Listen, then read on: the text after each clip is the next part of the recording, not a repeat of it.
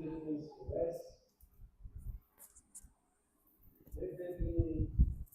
after welcoming His Excellency the President, he is not here alone. He's present here with his spouse by the name Excellency Dramani Mahama. We have the Vice President, Her Excellency Professor Nana Jane Opoku Ajiman.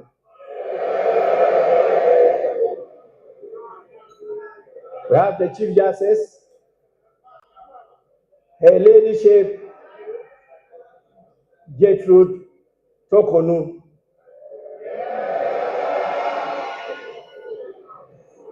We also have the spouse of the Chief Justice, Mr. Francis Tokonu. And definitely the spouse of the Speaker, Madame Linda Ofosua Obo.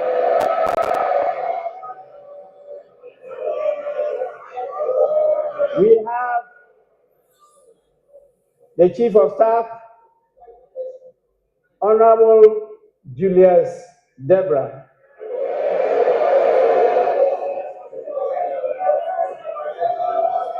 And we have a number of our Lordship, the Justices of the Superior Court of Judicature with us here. We also have the Chairman of the Council of State, our former Speaker, Right Honorable Eduardo Ajaho.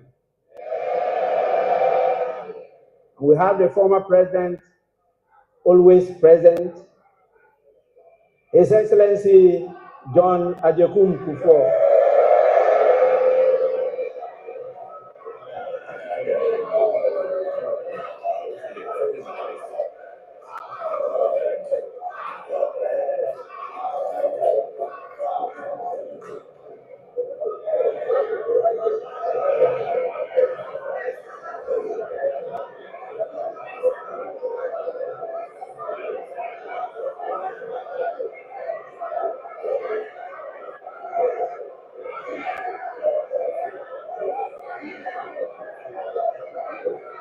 Honorable members, order, order, order.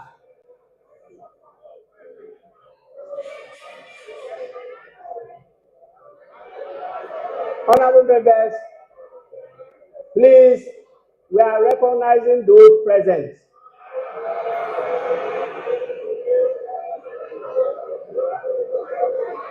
Honorable members, we also have the former First Lady, the evergreen, ever-present, Her Excellency Nana Kunedu Ajiman Rawlings.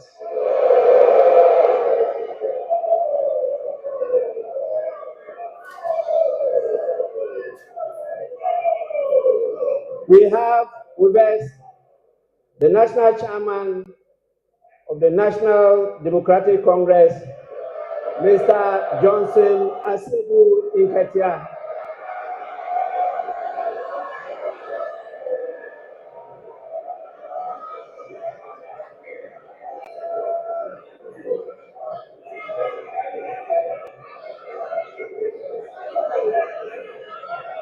We also have the National Chairman of the new Patriotic Party, Mr. Stephen Ayensu Nfu.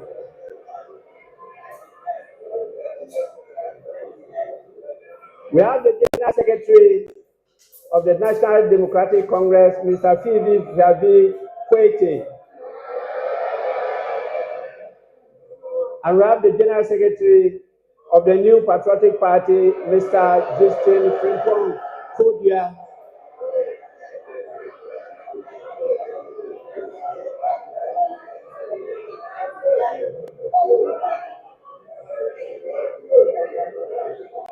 We have, as usual,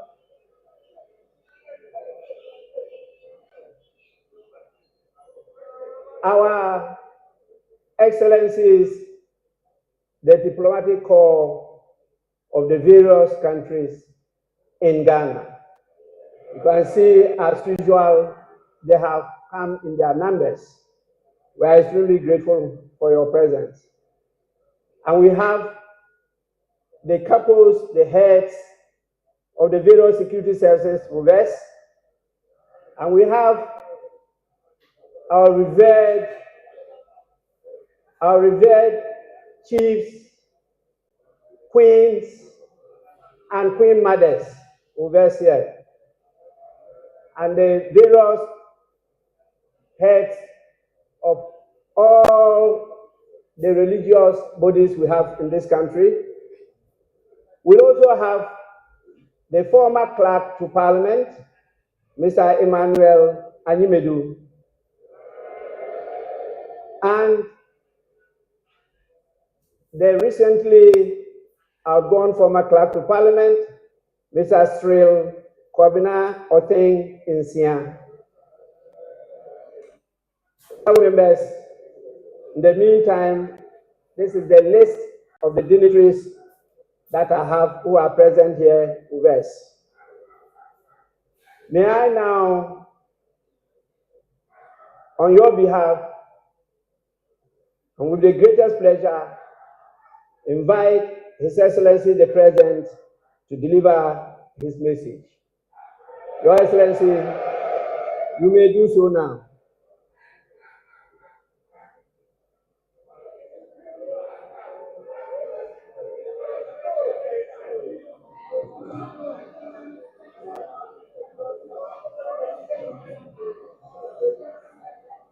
Thank you very much, the Right Honorable Speaker, Your Excellency the Vice President, Your Excellency the spouse of the President, Your Ladyship the Chief Justice, our Honorable Members of Parliament, Honorable Members of the Judiciary, distinguished leaders of our security services, Your Excellencies, members of the Diplomatic Corps, our revered Nime Name, chiefs, traditional rulers, religious leaders, the national chairman of political parties and executives, the good people of Ghana, I wish you a very good morning. Mr. Speaker, Article 67 of the 1992 Constitution requires that the President address the people of Ghana in whom sovereignty resides on the state of the nation. About 30 years ago, in 1996, I took my first steps in public service when I was elected to this august house as a member of Parliament for the Bole Bamboy constituency. For 12 memorable years, I forged many enduring friendships and alliances while working with colleagues from both sides of the House to shape Ghana's legislative agenda and advance the development of our beloved country, Ghana. It has also been nearly a decade since I said goodbye to this House after delivering what many, including myself, thought at the time would be my final address to Parliament. God Almighty, Providence, and the unpredictability of life have summoned me here once again.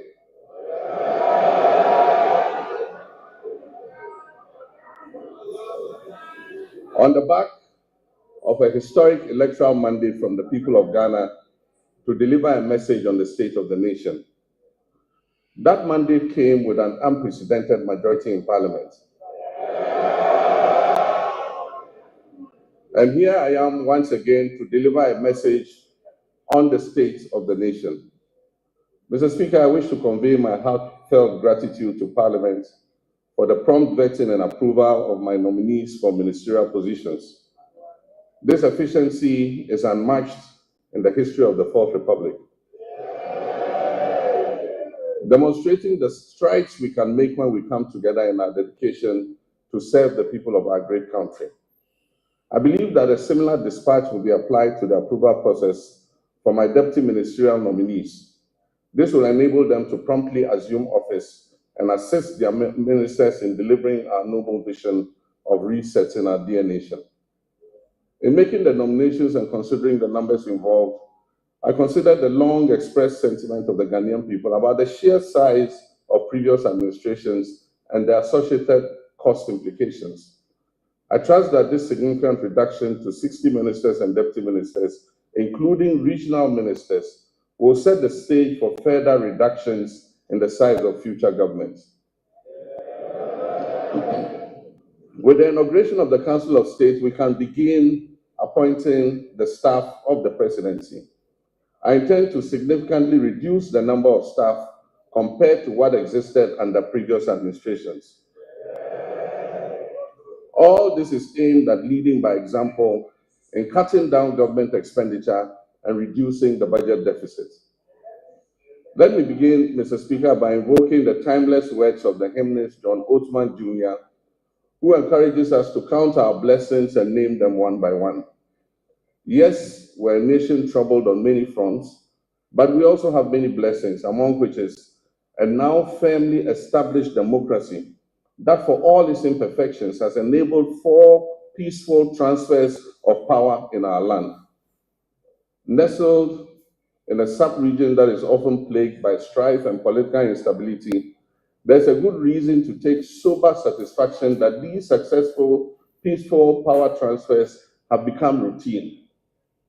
Mr. Speaker, 50 days ago, I took the solemn oath to assume leadership of this country and serve with truth and humility. This was preceded a month earlier by a watershed election that promised to revive our nation's fortunes and give us a new lease of life. The election result gave us an important opportunity to change course and move off the slippery slopes our country had been descending that had caused so much economic pain, suffering, and grief to our people. In their collective wisdom and with resounding clarity, the Ghanaian people chose to chart a new path to reset the country's economy. And through their votes, they made it clear that they will henceforth demand the highest standards of governance from those they put in positions of leadership. The good people of Ghana elected me to office with a historic electoral margin of nearly 1.7 million votes.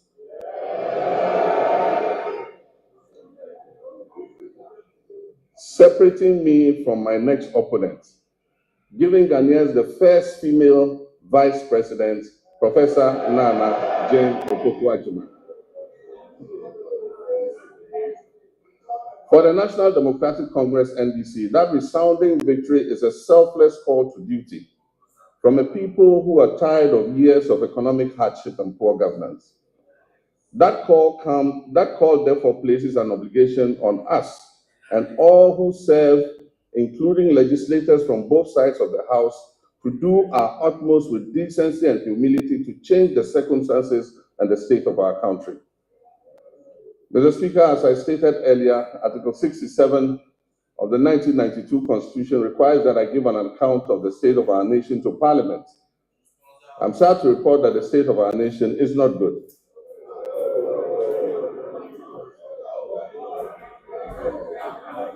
Our economy is in crisis and our people are suffering unprecedented hardships. Mr. Speaker, we will host a national economic dialogue on March 3rd and 4th. On March 11th, the Minister of Finance, on my behalf, will present the budget estimates for the financial year. These 2 events will allow us to present the real state of Ghana's economic crisis to the people. Mr. Speaker, it is not my style to lament and shift blame when confronted with challenges.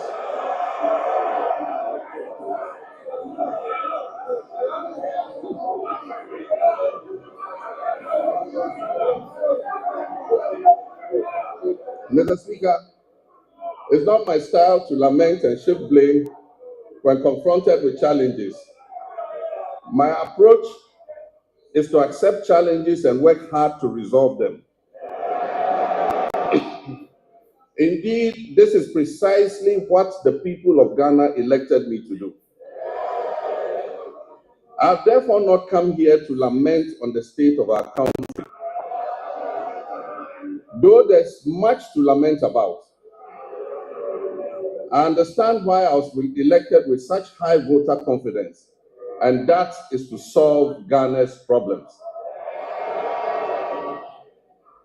With With your permission, Mr. Speaker, and within the constraints of time, I'll take the liberty to elaborate on how we intend to address the numerous challenges facing us as a nation. Yesterday, February 26, 2025, marks exactly 10 years since I stood in this chamber at this very spot to declare my determination to fix Dumsor, a legacy problem of power shortages. And Mr. Speaker, I fixed it. Yes, I promised to fix it, and I did. And I wish to place firmly on record that from January 2016 until I handed over the administration of this country on January 7, 2017, there was no power rationing or load management in Ghana. Mr. Speaker, today, inspired by the Almighty God and propelled by the massive mandate given to me by the good people of Ghana, I am moved to make a similar purposeful and bold declaration that I, John Dramani Mahama,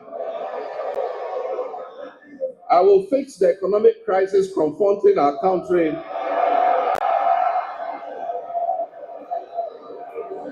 and reset it on a path of growth and prosperity.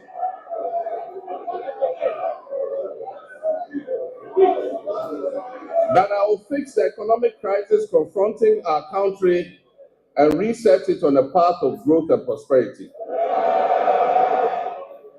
My government, working with you and every Ghanaian, will solve the challenges because we have developed a plan with our people's support.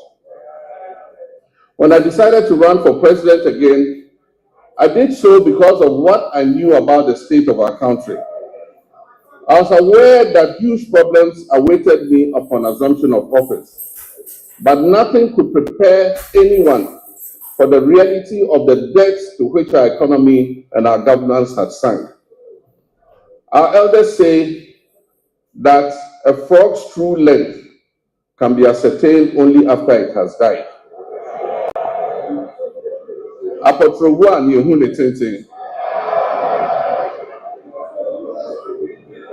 how right they were. It is common knowledge that our economy is in dire straits, which is putting it mildly, because an initial assessment of the books we have discovered, that our economic problems are much deeper than was previously known. We have inherited a country that is broken on many fronts. The profundities of the challenges confronting us are staggering. We are saddled with staggering debts and glaring signs of almost deliberate and, in some cases, reckless mismanagement of our resources. Mr. Speaker, not even the restraints of an IMF program were enough for the previous economic managers to exercise prudence in managing our finances. After setting an inflation target of 18% by the end of 2024, the actual outturn was 23.8%, significantly higher than the threshold agreed with the IMF. The Ghana cedi continued its downward slide, losing 19% of its value against the dollar in 2024. It had already in the previous year lost 27.8% of its value. In addition to the public debt, which amounts to a staggering 721 billion cedis, several state-owned enterprises are also in debt, including the ECG, which owes 68 billion Ghana cedis. Ghana Cocoa Board, the hope of cocoa farmers, is also highly indebted. Its balance sheet indicates a total debt of 32.5 billion Ghana cedis, of which 9.7 billion is due to be paid at the end of September 2025. In 2023-2024 crop season, Cocoa Board was unable to supply 333,767 metric tons of cocoa, which it had sold at $2,600 per ton. As a result, the then management of Cocoa Board rolled over these contracts into the 2024-2025 season. Honorable members, Mr. Speaker, this implies that for every ton of cocoa delivered this year, in fulfillment of the rollover contracts, Cocoa Board and Ghanaian farmers are going to lose $4,000 in revenue. Mr. Speaker, as I address this honorable House, Cocoa Board has supplied 210,000 tons out of the rolled over contract, resulting in a revenue loss of $840 million for both Cocoa Board and the Ghanaian farmer. Mr. Speaker, Cocoa Board and the Ghanaian farmer will lose another $495 million by the time the board finishes supplying the remaining rolled over contracts. Additionally, cocoa road commitments alone total 21.7 billion cedis, of which only 4.4 billion is included in the total debt of 32.5 billion. This debt has arisen mainly because of the decision in 2019 and 2020 to award road contracts worth over $1 billion because of the election. Mr. Speaker, the energy sector faces significant financial challenges, primarily due to collection and system losses, non-compliance with the cash waterfall mechanism, and legacy debts. The financing shortfall has risen considerably to approximately $2.2 billion, or 34 billion Ghana cedis for 2025. And urgent measures will be needed to reduce it to sustainable levels and ultimately eliminate it. The financial sector continues to struggle despite the reportedly spending of 29.9 billion on the financial sector cleanup exercise up to date. Scant reserves were also left for debt servicing, despite implementing what may be considered the most severe and distressing economic policy in the annals of the Fourth Republic, if not in the entirety of our nation's history. And I'm referring to the domestic debt exchange program. This is in stark contrast to our actions in 2017 before we left office, when we allocated $250 million to the sinking fund handed over to the incoming government to service debts, Ghana's debts. There have been claims that buffers were left for debt repayment, oncoming debt repayment this year. Mr. Speaker, honorable members, let me give you the statement of account for the debt service reserve account, which is also popularly referred to as the sinking fund. This fund shows a balance of only $64,000 in the dollar account, $64,000 in the dollar account, and 143 million Ghana cedis in the CD account. The repercussions of the accumulation of debt and economic mismanagement will require extensive work and sacrifice to repair. In the next 4 years, to put things in context for you, Mr. Speaker, in the next 4 years, our debt servicing will amount to 280 billion cedis. And this comprises of 150 billion for domestic debt and 130 billion in external debt servicing. Our catastrophic debt position has also severely impacted infrastructural projects that should have been completed. Currently, there are 55 stalled projects due to the default of debt and subsequent restructuring, with a total value of $2.95 billion not disbursed. The stalling of these projects is expected to result in a cost overrun of about 15 billion cedis. Mr. Speaker, notwithstanding this gloomy background, I remain committed to leading this government and taking every necessary step to reset our economy, getting things back on track, and working with the good people of our country to build the Ghana we want.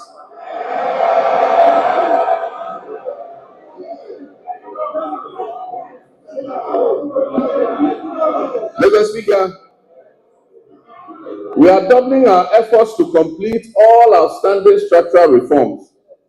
Through the budget, we will implement corrective measures to restore fiscal discipline and debt sustainability. We're also working hard towards completing the upcoming fourth review of the IMF-supported program. The review is scheduled from April 2nd to April 15, 2025, and the IMF Executive Board is expected to approve it in June of this year.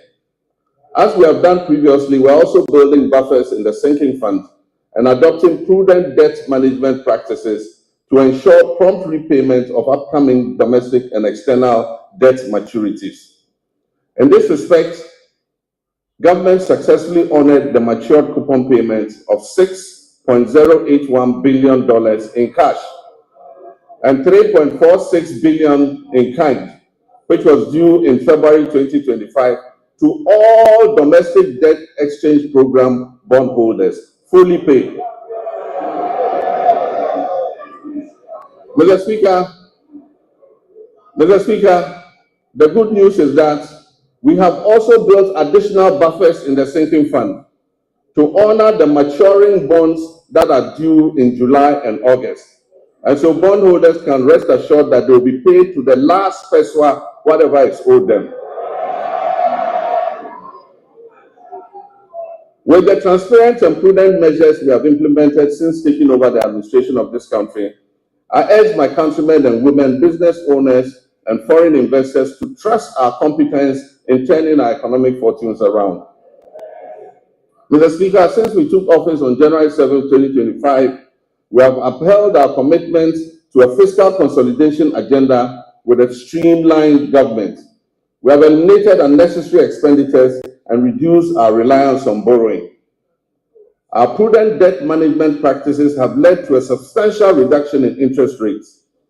The 91-day Treasury bill rate, which was 28.51% on January 6, 2025, has dropped to 24.48% as of February 24, 2025.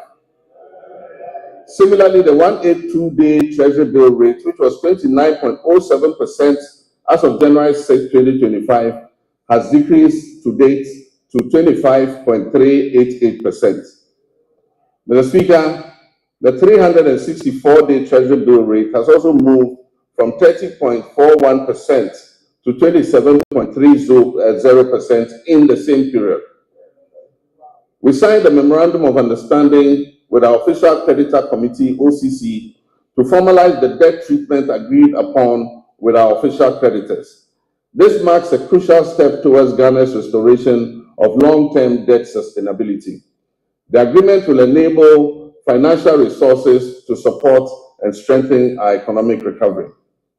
Mr. Speaker, on February 20th, 2025, the National Tripartite Committee and the Public Services Joint Standing Negotiating Committee concluded negotiations on the 2025 minimum wage and base pay for the single-spine salary structure, respectively.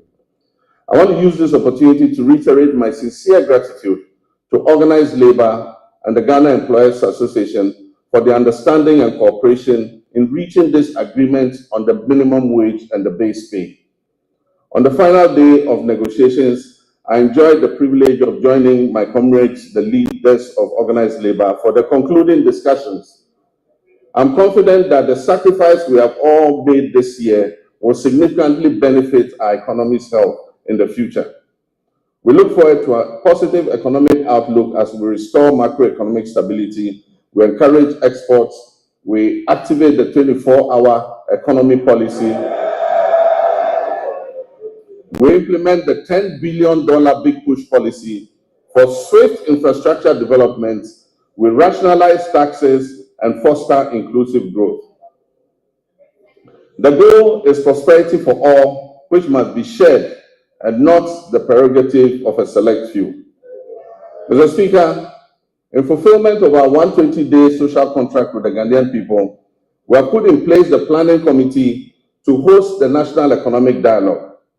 This dialogue is expected to discuss the state of the economy and reach a consensus on the key policies needed to address the devastating economic crisis confronting us. It will support the development of a homegrown fiscal consolidation program, and it will highlight key structural reforms and policy priorities essential for resetting the economy and creating prosperity for all our people. I believe there's absolute wisdom in what our elders say, that two heads are better than one. Tikro and Kwejina. Consultation and consensus building have always proven to be better than unilateral decision making. It is my hope, therefore, that our colleagues on the other side of the divide will display love of country and participate in this national dialogue, unlike the boycott of the Senchi Forum in 2014.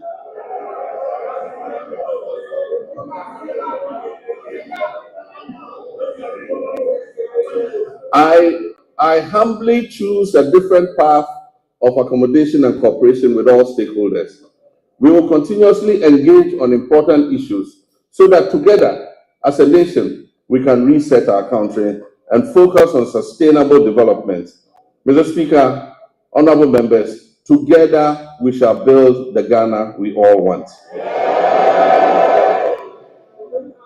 Mr. Speaker, my administration inherited an energy sector on the brink of collapse. It was weighed down by unsustainable debt. This unfortunate situation has led to many independent power producers and fuel suppliers threatening to cease their operations. Mr. Speaker, listen to this. Despite collecting over 45 billion cedis in energy sector levies, ESLA, over the last 8 years, the outgone administration has left the Ghanaian people with an energy sector burdened with a staggering debt of 70 billion cedis as of December 2024.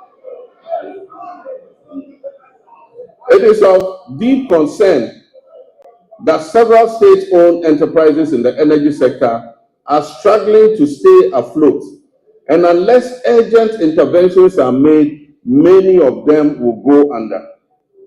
Financial distress in the energy sector remains a significant obstacle to delivering consistent and affordable electricity to Ghanaians, and it poses an existential threat to our economy in general.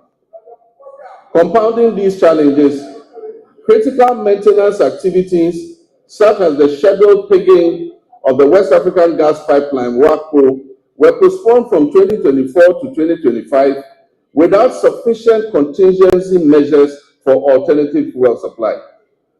As a result, my administration has had to swiftly mobilize resources to secure emergency fuel supplies to ensure that electricity generation continues despite the closure of the West African gas pipeline. I've been informed that the pigging exercise will be completed in the first week of March, and once again, additional gas will flow from Nigeria. We are anticipating a marked improvement in the power situation once this begins. While the current state of our energy sector poses grave concerns, we must remain resolute in our commitment to restoring stability. I've directed the Minister for Energy and Green Transitions to implement far-reaching reforms, including enforcing a single revenue collection account, strictly adhering to the cash waterfall mechanism, and eliminating all wasteful expenditures by the state utility. Mr. Minister, Mr. President, Mr. Speaker, following my directive, Mr. Speaker, following my directive, the Minister has set up an advisory committee to guide the participation of the private sector in metering and billing in order to improve efficiency in revenue collection and also reduce the high commercial and technical losses that are threatening to drown the state-owned utility company. A pilot partnership between ECG and Enclave Power has proved highly successful and provides us with a workable framework. ECG provides bulk supply of power to Enclave Power Limited, This is an organization in Ghana. Enclave Power provides meters and bills to all companies operating in the free zones enclave, with 99% revenue collection and nearly 100% uptime in power supply.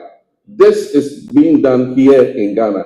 We can use it to cover the rest of the nation to ensure that we get revenue compliance and be able to bring down tariffs for our people. Mr. Speaker, I'm still getting used to being president. That's why I said Mr. President. Mr. Speaker, reduction in commercial and technical losses will lead to affordable tariffs for everyone and will bring relief to all users of electric power. We also aim in the medium term to achieve 100% gas utilization for power production and to eliminate completely the use of crude oil and fossil fuels. This will save Ghana hundreds of millions of dollars spent on the importation of fuel oils for power production annually. With regards to renewable energy, this administration will soon operationalize a renewable energy and green transition fund to enhance efficiency and accelerate Ghana's transition to renewable energy. This initiative will drive investments in sustainable energy solutions, including solar street lights, rooftop solar installations, off-grid solar systems, electric vehicle charging stations, and rechargeable outboard motors. These measures will reduce dependence on the national grid and position Ghana as a leader in Africa's green energy transition. Mr. Speaker, Ghana's petroleum sector has witnessed a precipitous decline, with crude oil production sinking by more than 32%. This has resulted from the high opacity levels, a very hostile business climate, and excessive political interference in the sector, culminating in most of the major oil companies exiting and stalling all upstream activities. The decline in upstream activity is obvious to any person familiar with the twin cities of Sekondi and Takoradi. Just under a decade ago, these cities were the bustling epicenter of fabrication, logistics, service activity associated with the upstream oil and gas sector. Unfortunately, my recent visit reveals many shut down facilities and many businesses have packed and left the shores of our country. Hundreds of workers have been laid off and left unemployed. I wish to assure the good people of Sekondi Takoradi and indeed the whole Western region that we are going to breathe life back into your area.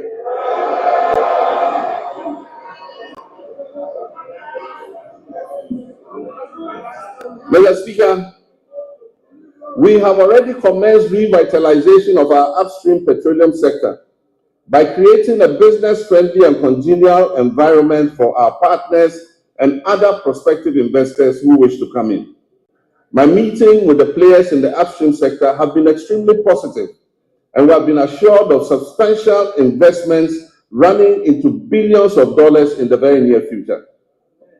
Mr. Speaker, the Minister of Energy and Green Transitions gave the directive for the removal of the unitization based on the arbitration that took place.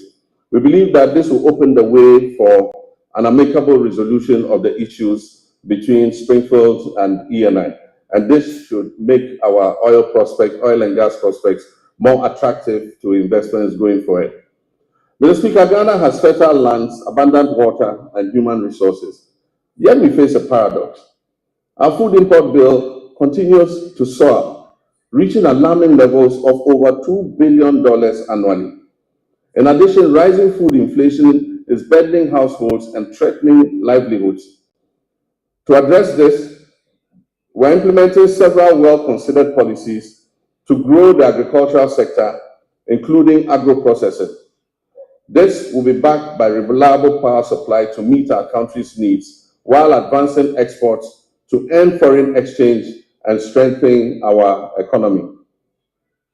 Mr. Speaker, the Agriculture for Economic Transformation Agenda, AETA for short, will modernize agriculture, enhance agribusiness, ensure food security, it will lower food inflation, it will boost exports, and create sustainable jobs. The Feed Ghana program will increase food production and reduce prices through projects like the Grain Development Project, focusing on rice, maize, and soya bean production. The Vegetable Development Project will target crops such as tomatoes, onions, and pepper. Our Poultry Farm to Table project will eliminate poultry imports and increase local production.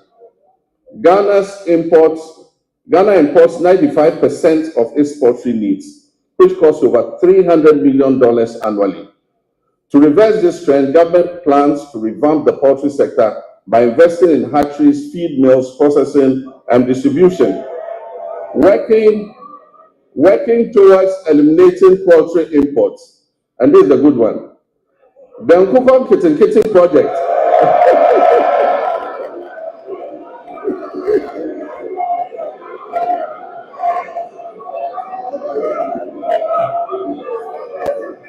We actually have a project called Nkukon Kitten Kitten. The Nkukon Kitten Kitten project will cover 55,000 households producing eggs and fresh poultry for the market, and it will help reduce our $300 million we spend on importing chicken annually. Mr. Speaker, to strengthen the connection between agriculture and industry, we will prioritize value addition, processing, and distribution, and this will position agriculture as profitable and appealing, making it more attractive to our young people. We will implement an Agri-Next program to facilitate access to land banks by young farmers, to connect graduates with opportunities in the agricultural value chain, and promote greenhouse agriculture among the youth. This initiative will benefit approximately 30,000 young people. Mr. Speaker, the Livestock Development Project will also address Ghana's reliance on imported meats by restocking breeding farms and increasing local livestock production, thereby creating jobs and boosting self-sufficiency. For years, access to mechanization, quality seeds, fertilizer, and extension services has been a major challenge to our farmers. To address this, government will establish our flagship farmer service centers in every agricultural district, ensuring that farmers receive essential mechanization services and resources to improve their productivity and efficiency. Mr. Speaker, also in the fisheries sector, we implement strategic interventions to enhance productivity and sustainability. Key among these initiatives is the continued enforcement of measures to curb illegal, unreported, and unregulated fishing, which threaten our marine biodiversity and the livelihoods of our hard-working fisherfolk. We have intensified surveillance and monitoring operations, bolstered by the deployment of modern technology and strengthened collaboration with our key stakeholders. In the last month, we have expanded the supply of subsidized premixed fuel to support artisanal and industrial fishers, ensuring affordability and availability. We'll also invest further in modern fish landing sites and cold storage facilities to improve post-harvest handling and thereby reduce losses and enhance the quality of our fish products. Aquaculture development is a key focus of our administration. We'll provide financial and technical support, especially to young fish farmers, increasing fish production and reducing our dependence on fish imports. To increase the value addition in this sector, we'll encourage the establishment of fish processing facilities, create more jobs, and boost exports. Our commitment to supporting women in the fisheries sector remains steadfast as we implement the programs to empower female fish processors and traders with financial capital and capacity building initiatives. While we work hard to fix the economy and provide jobs in all sectors, including agribusiness, one of the biggest crises we face in this country is youth unemployment. Youth unemployment has led to despair and frustration.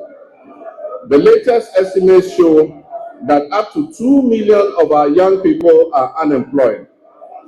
This poses a major security risk for our country and requires urgent attention.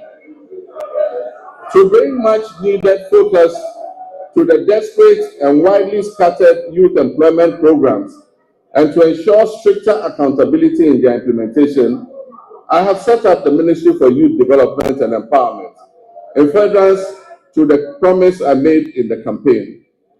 This ministry is the Ministry for Youth Development and Empowerment, is mandated to formulate, coordinate, and monitor policies and programs to promote youth development and empowerment in this country. Mr. Speaker, as part of our Operation Recover All the Loot policy,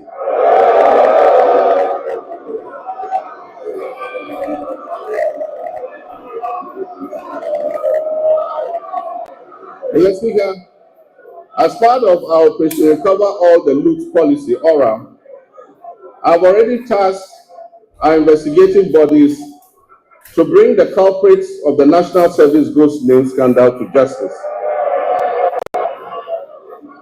Such brazen theft of public funds must not go unpunished.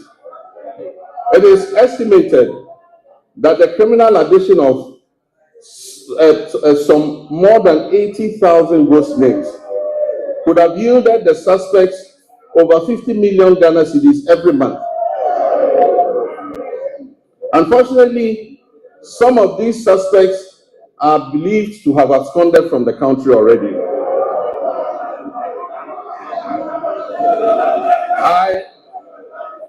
I have directed that they be declared wanted and their assets traced and frozen until investigations are completed. To achieve a legally robust regime to govern national service, I've also tasked the Minister for Youth Development and Empowerment to coordinate and present to Parliament a legislative instrument to support the implementation of the newly passed National Service Authority Act 2024. That's Act 1119. We will introduce short military training as part of our national service scheme. This will instill a sense of fitness and discipline into our youth. The administration of scholarships is another challenge. It has been fraught with a lot of challenges.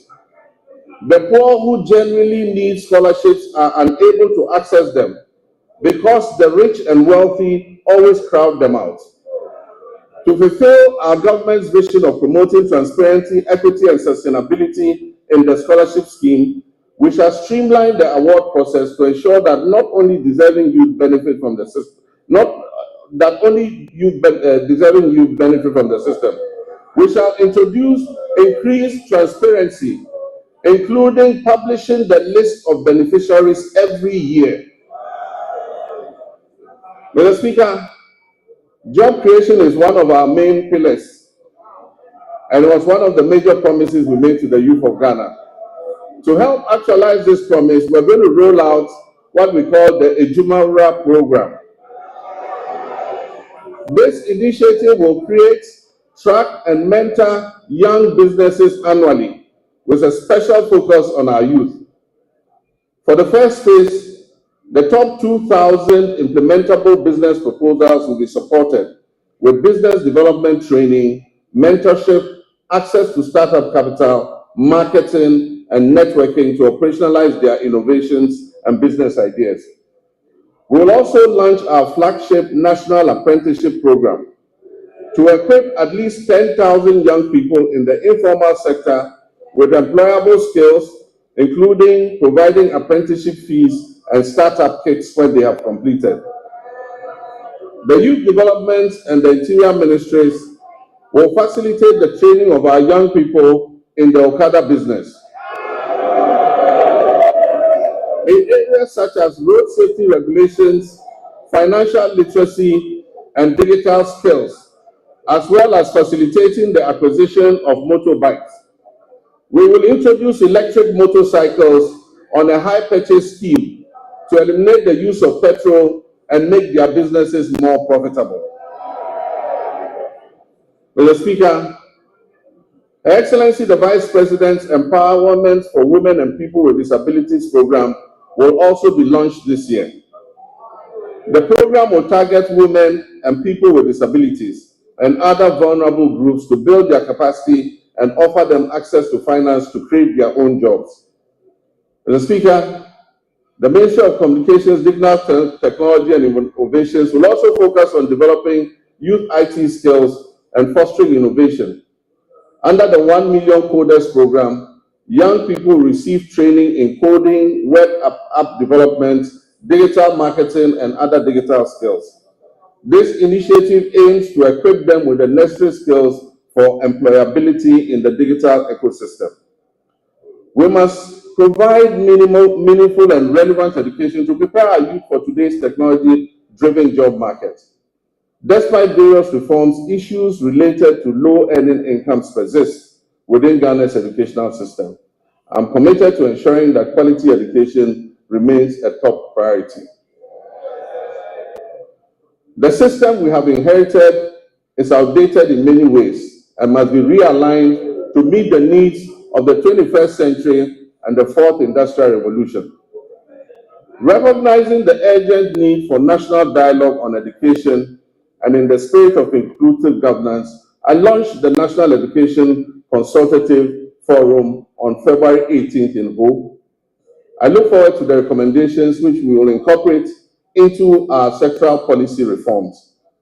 Mr. Speaker, even though Article 38 of the Constitution guarantees equitable access to education across Ghana, 30 years after the Free Compulsory Universal Basic Education FQ program was implemented, its full objectives remain unmet. To tackle this issue, government will redefine the scope of basic education and introduce the Zero to Hero initiative to enhance foundational literacy and numeracy. Additionally, ICT training will be integrated into early childhood education at the basic level. Over the next 3 years, it will be expanded to cover at least 300 classrooms, 30 centers of excellence, 1,000 teachers and district teacher support teams, focusing on the teaching of mathematics and literacy. This year, the Ministry of Education will fully implement a new curriculum for senior high technical schools and STEM schools, introduce a standardized national sign language for hearing impaired learners from kindergarten to SHS, and review the kindergarten and primary school curriculums. To increase access to quality education, we will scale up our social intervention programs like the capitation grants, the feeding grants for special schools, and the government's BECE registration initiative.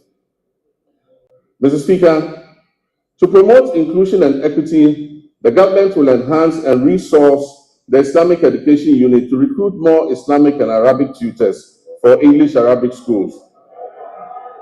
We will establish STEM and TVET schools in underserved and peri-urban communities.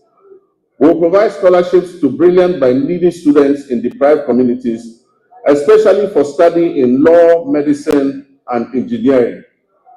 We will support Islamic colleges of education with infrastructure and logistics, and will enroll youth in Zongo and deprived urban communities in the National Apprentice Program and offer free technical and vocational training. Mr. Speaker, it is important to continue to retain and motivate our teachers in all schools, especially in the rural areas. Government will begin plans for the implementation of the 20% allowance for teachers who agree to serve in rural schools. District assemblies are going to be involved in this scheme to ensure that the teachers are present and teaching in the schools that are selected. This scheme will reward such teachers for their sacrifices and ensure quality education nationwide, not only in urban centers. Mr. Speaker, as part of our Teacher Dabre initiative, the construction of teacher accommodation units to improve welfare and attract teachers to rural areas will commence this year. Mr. Speaker, no new school will be built in this country without teachers' accommodation. Mr. Speaker, honorable members, once again for emphasis and for the record, I, John Dramani Mahama, President of the Republic of Ghana, will not cancel the free SHS program.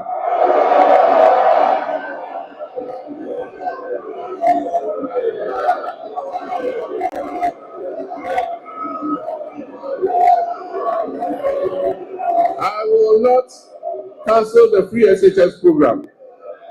I am determined to make it better by improving its implementation. And also, for the record, students who have benefited from the free SHS since its inception are about 3.4 million. The figure of 5.1 million beneficiaries, as put out by the previous administration, was an exaggerated and false narrative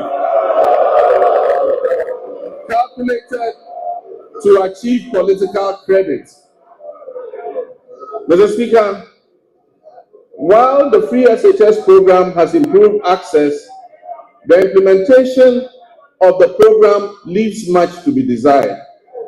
The outcomes of the ongoing National Education Forum will guide our reform efforts in this sector. Mr. Speaker, in line with our promise, the Minister for Education has announced the restoration of Parent-Teacher Association, PTAs, in the running of schools. It is important for parents and communities to participate in the administration of their schools. The Ministry of Education and GAS will, however, ensure that PTAs do not impose unbearable financial burden on parents and students who cannot afford them. Mr. Speaker, the double track system remains a challenge, and we are committed to eliminating it by accelerating school infrastructure expansion and completing stalled educational projects. To fund this, the Education and Finance Ministries are working to uncap the GET fund so that we can accelerate projects in secondary schools. As promised, we have begun improving secondary school feeding, and the children are getting better quality food as I address you.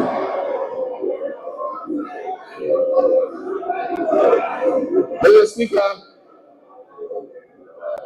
efforts to decentralize school feeding and food management include strengthening procurement and store management records capacity. Once completed, food procurement and management will be fully handed over to the secondary schools to do their own food procurement. Mr. Speaker, science, technology, engineering, and mathematics are central to national development, STEM. We'll therefore expand STEM programs at all levels to equip all students for the global economy. We don't believe in building single standalone STEM schools. We believe that STEM must be part of the curriculum of every secondary school. Mr. Speaker, regional TVET centers of excellence will be established to provide practical skills. Every region will get a TVET center of excellence to expand technical and vocational education training. Mr. Speaker, honorable members, Ghana has consistently missed its gross tertiary enrollment targets, with a rate below 22%, far from the 40% goal that has been set by 2030. Despite over 460,000 secondary graduates coming out annually, 55% qualify for tertiary education, and only 35%, 161,000 of the 460,000 enroll in tertiary education, leaving over 300,000 without access. To address this, government is introducing a no-fee stress policy to eliminate tertiary admission fees, which currently serve as a barrier to higher education for some students. This will be supported by an enhanced student loan scheme, which is called the Student Loan Plus. The no-fee policy will also cover all persons with disabilities. And for emphasis, persons with disabilities will pay no fees for tertiary education throughout their study. And so PWDs who gain admission to tertiary institutions will pay no fees. Additionally, TVET enrollment will be increased from 11% to 20% to boost employment. Mr. Speaker, rising enrollment has strained university infrastructure, causing overcrowding and inadequate accommodation.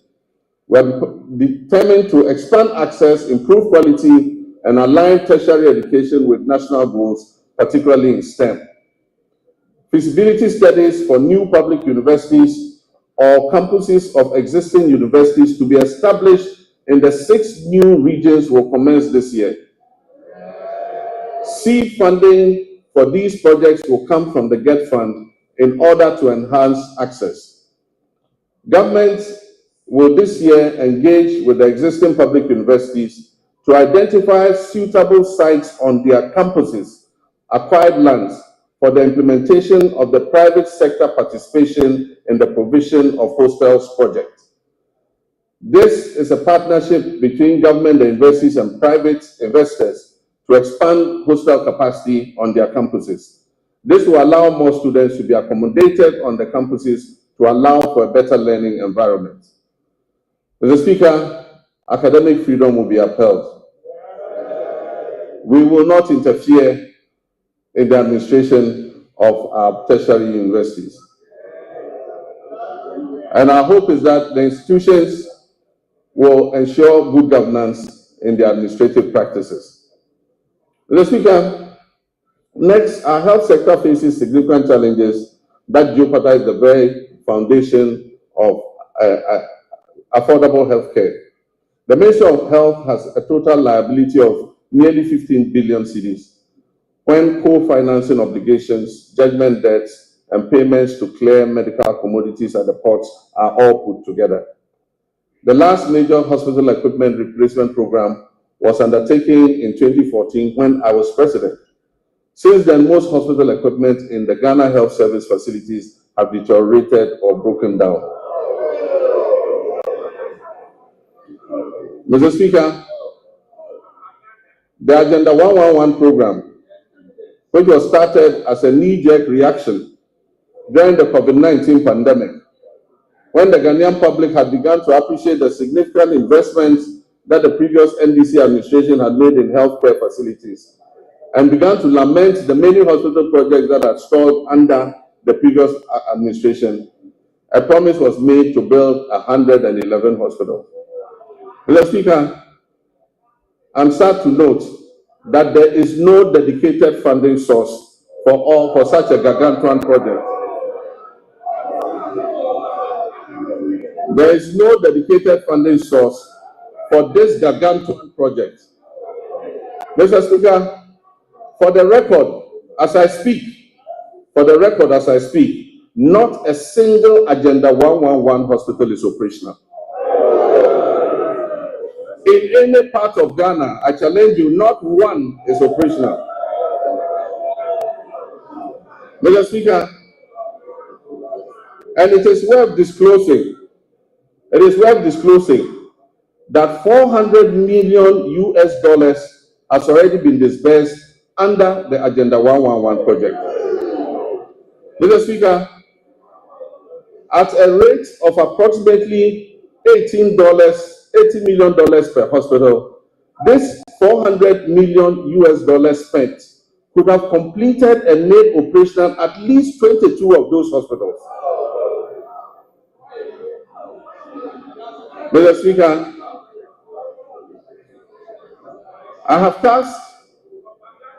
I believe that the money should have been focused on completing a number of hospitals and making them operational instead of spreading it over the current 111 hospitals.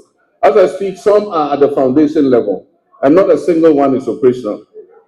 I have directed the Minister for Health to present us with a plan on the way forward for this program. And let me add that we are open to public-private partnerships and franchising to complete and operationalize these hospitals.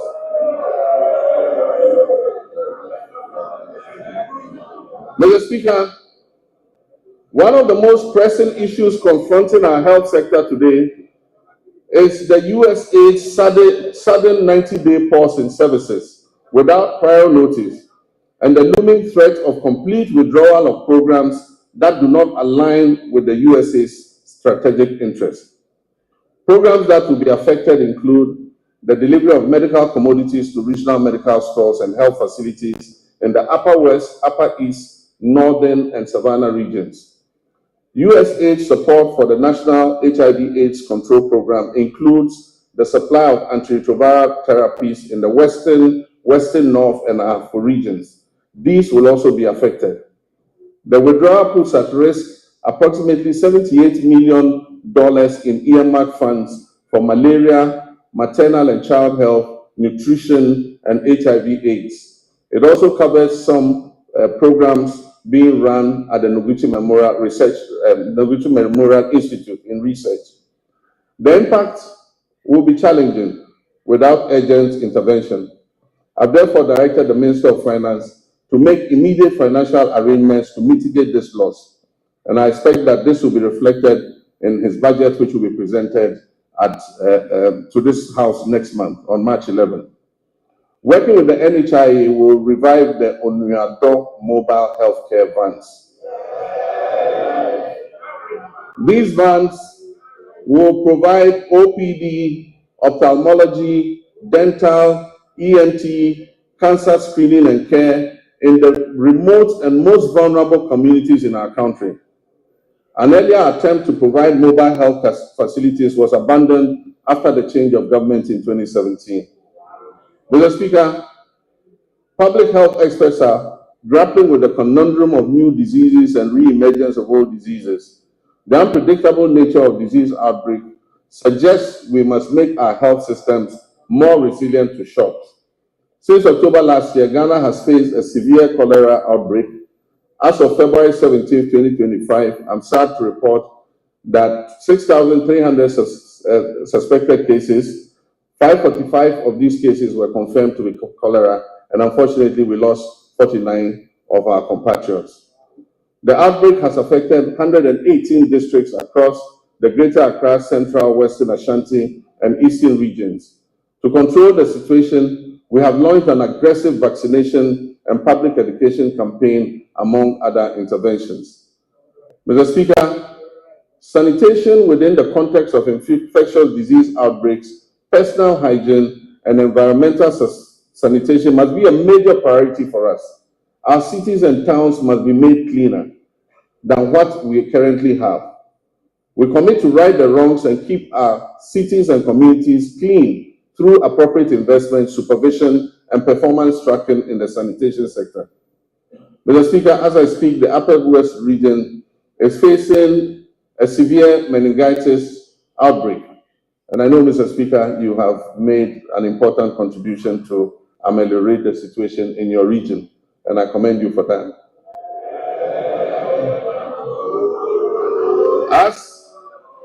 As of February 17, 2025, 135 suspected cases of meningitis were reported. 22 of those cases were confirmed, and unfortunately, 16 deaths have been reported across 10 districts. We've instituted free treatment for affected persons and deployed a strong national team of health experts to encourage early reporting to health facilities of suspected meningitis. Mr. Speaker, as outlined in the 2024 manifesto of the NDC, my administration is actively developing the framework for the rollout of the free primary health care program. When fully implemented, this initiative will mark a significant step towards Ghana achieving goal number 3.8, which is universal health coverage of the SDGs, by eliminating financial barriers to basic healthcare access. Also in line with our 120-day manifesto commitment, the composition of the technical committee is far advanced, with plans to establish the Ghana Medical Trust Fund, also known as Mahama Cares, in the coming weeks. Mr. Speaker, honorable members, this fund will be dedicated to financing the treatment of non-communicable diseases, which have seen a significant rise over the past decade. As part of this initiative, the government is committing to allocate financial resources towards this project in 2025, with further support to be mobilized from private sector partners to ensure the sustainability of the fund. Once operational, the Ghana Medical Trust Fund, otherwise known as Mahama Cares, will directly address the financial burden of patients who require dialysis treatments, cancer care, and other critical non-communicable disease-related interventions. Together, the free primary health care, which will focus on early detection and prevention and treatment, and the Ghana Medical Trust Fund program, which will focus on relieving the financial burden of treating non-communicable diseases, will help to revolutionize Ghana's healthcare system by improving healthcare accessibility and outcomes and enhancing productivity and well-being across the country. Mr. Speaker, Ghana will become the pharmaceutical manufacturing hub of West Africa. And my previous record in government speaks for itself. When I injected funds into Ghanaian-owned pharmaceutical companies to expand their production capacities. Mr. Speaker, as this exciting phase unfolds under the 24-hour economy initiative, we must strengthen every aspect of our pharmaceutical industry. And this includes the Food and Drugs Authority and the Customs and Security Agencies in order to avert the use of fake drugs and the importation of illicit drugs into our country. We await thorough and unbiased investigation into the alleged opioid pill importation into Ghana and other West African countries. The outcome will be shared, and I can assure you necessary action will be taken. Mr. Speaker, as a social democrat, I'm resolutely committed to eradicating all forms of discrimination in our society. Our vision is to foster fairness and cultivate an inclusive environment where everyone can engage fully and equally in social, economic, and political life. With my Vice President, the history-making Professor Nana Jane Opoku-Agyeman,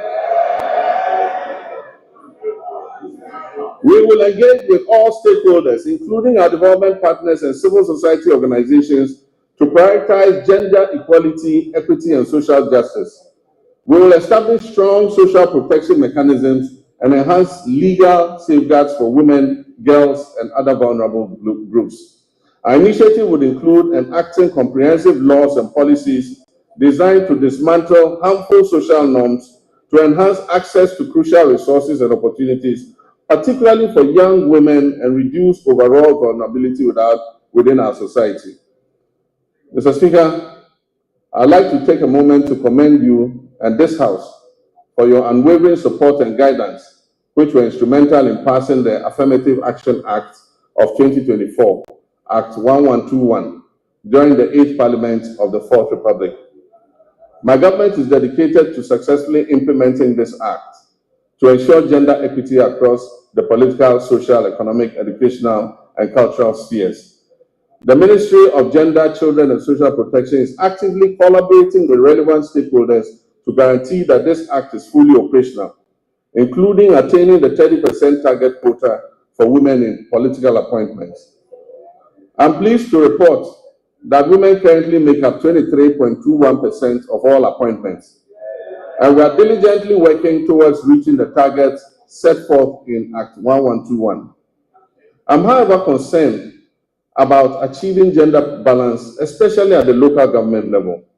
Very few women have mastered the courage to apply for the positions of metropolitan, municipal, and district chief executives. And unfortunately, the few who have courageously applied have been edged out on very flimsy and parochial grounds. It is my hope that the National Constitution Review Conference will clear a pathway for the election of DCs. The Gender Ministry will then be obliged to encourage and support more women to apply and stand for these elective positions. In our pursuit of empowering women, Mr. Speaker, we'll establish the Women's Development Bank. This will be a specialized financial institution designed to support businesses owned and led by women through the provision of low-interest loans and tailored financial services offered under very flexible terms. Consultative processes are underway to ensure the successful launch of this bank. And as part of our 120-day social contract, the Minister for Finance is going to allocate initial funding for the Women's Development Bank in the upcoming budget that will be presented to this House. Mr. Speaker, we're also implementing measures to expand the Livelihood Empowerment Against Poverty program under our Big Leap initiative. As we work towards completing the Ghana National Household Data Census by this year, 2025, we'll reassess the status of LEAP beneficiary households to facilitate the enrollment of new beneficiaries. Mr. Speaker, we are committed to enhancing the legal framework surrounding disability rights by passing the Persons with Disability Amendment Bill. Additionally, we will introduce a legislative instrument to strengthen further the provisions of the Persons with Disability Act, Act 715 of 2006.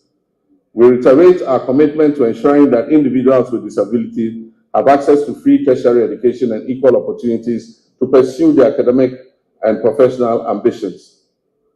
Mr. Speaker, the government intends to ensure the implementation of legislation that enjoins public and private employers to reserve 5% of their employment for persons with disabilities.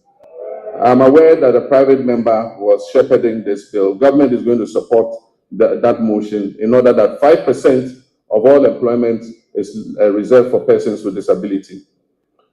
Mr. Speaker, Ghana's sports sector, once again, which was a shining example of excellence within Africa, now finds itself at a very critical juncture.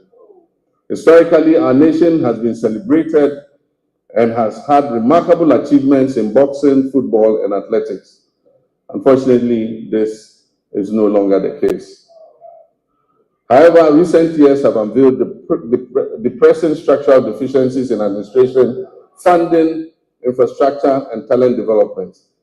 Immediate and comprehensive reforms are imperative to reclaim our rightful place on the global sports stage. Mr. Speaker, we will develop a comprehensive national sports policy to align with international norms. This policy will be accompanied by an exhaustive review of the Sports Act of 2016, that is Act 934, and the rigorous enforcement of the Sports Regulations 2023 LI 2477. Infrastructure development remains paramount in our strategy. The government is committed to refurbishing existing national stadia, completing youth resource centers, and constructing new sports facilities in the new regions. We'll also prioritize community recreational facilities to foster greater participation in sports at the grassroots level. Recognizing the critical role of youth development, we're implementing a significant overhaul of grassroots sports with the establishment of the School Sports Authority. This body will oversee structured inter-school competitions and talent identification initiatives essential for nurturing future sporting champions. Over 60% of Ghana's elite athletes have emerged from these school sport programs. The ministry has now been renamed the Ministry of Sports and Recreation. To acknowledge the significance of recreation, we will launch a National Recreation Day. This will be a monthly initiative centered on community engagement alongside an annual National Recreation Festival. These initiatives will encourage keep fit activities and promote active lifestyles. It will promote traditional games and strengthen community bonds. Next month, the senior national team, the Black Stars, which is now a pale shadow of its former glory, will play 2 World Cup qualifying matches. I've instructed my office and the Minister for Sports and Recreation to hold the Ghana Football Association accountable to the people of Ghana as we prepare for these games, especially regarding the budget of the FA. There will be no secrecy in how much the government spends on the national teams. The budgets presented by the FA and other sports associations must be known by the public. After all, it is the taxpayers' funds that are used to fund these activities. The reduction in government expenditure and waste reduction applies to all sectors of the economy, including the Ministry of Sports and Recreation. Mr. Speaker, tourism, culture, and creative arts remain vital cornerstones of our national development strategy, playing a significant role in job creation, cultural exchange, and economic growth. In recent years, the ministry has launched transformative initiatives to position Ghana as a premier global destination, and this is positive. These positive initiatives aim to harness the country's rich cultural heritage, natural beauty, and our dynamic creative sector. Our flagship initiative, the Black Star Experience, aims to establish Ghana as the gateway to Africa for the global diaspora, featuring thoughtfully curated cultural, historic, and creative arts experiences in collaboration with the private sector, diplomatic missions, ministries, departments, and agencies. Our aim is to position the Black Star Experience as a uniquely Ghanaian tourism brand. The Pan-African Month will be a part of the Black Star Experience. It will include street carnivals, a film week, a fashion festival, a food fair, theatrical and drama performances, concert party competitions, and monthly domestic tourism destinations. We will strategically promote meetings, incentives, conferences, and exhibition tourism to diversify our tourism offerings. Ghana's peaceful and democratic environment positions us as an attractive hub for international summits, business conventions, and high-profile gatherings. We must capitalize on this unique advantage to maximize our benefits and strengthen our reputation as the country that is closest to the center of the world. We're also committed to revitalizing the Accra Marine Drive project, a significant urban redevelopment initiative which was designed to transform approximately 241 acres of Accra's coastline into a vibrant tourism and economic hub. Although the cabinet approval for this vital project was achieved during my presidency in 2016, progress has stalled. We'll reassess the work completed and take decisive action to bring this all-important project back on track. We will develop the Osu Castle, the former seat of government, and the area around it as a tourist attraction. It will have a pedestrian precinct with arts and craft markets, jewelry, and gold markets. This approximate 22-acre land will become a destination for tourism. Mr. Speaker, our road network is the cornerstone of our nation's infrastructure, facilitating over 90% of the transportation of goods and services across this country. This vital network is critical in supporting agricultural growth by linking farmers to markets, lowering transportation costs, and ensuring quicker access to essential supplies and services. The resulting interconnected benefits foster a vibrant economy and enhance the livelihood of countless of our citizens. Mr. Speaker, while the previous government has made lofty claims about achieving unprecedented milestones in the road sector, available evidence does not support its assertion that they constructed over 13,000 kilometers of new roads.